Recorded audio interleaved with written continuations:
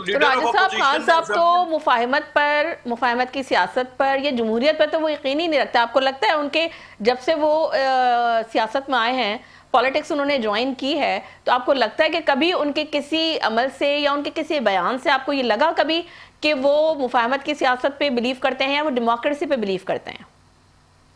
ये बिल्कुल कभी नहीं लगा। 2005-6 तक हम्म। वो सियासी जमातों के साथ उनके मिसाके जमहूरियत हुआ, तो सब्सिक्वेंटली उन्होंने भी उसके साथ इत्तेफाक राय किया था। उन बिल्कुल जमातों ऐसे। में तहरीक इंसाफ भी शामिल थी।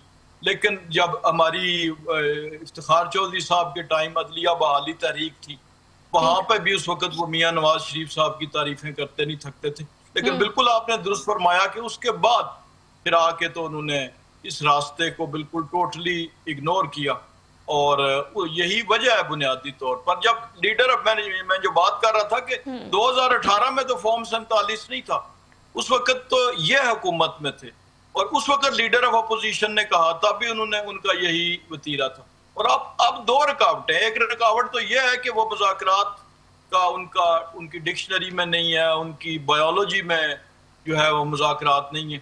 लेकिन एक और भी है कि फर्ज किया थोड़ी देर के लिए अगर कोई बातचीत होती भी है, तो इस बात की गारंटी कौन देगा कि वो जो खुद बात करते हैं एक बात एक दिन, वो दूसरे दिन उससे पीछे नहीं हट जाते। ये यू टर्न की इस्तिलाह कोई हमने नहीं दी थी, ये गैर जानबदार हल्कों ने दी थी। तो उनके बहुत सी ये चीजें रास्ते में रुकावट। ठीक है।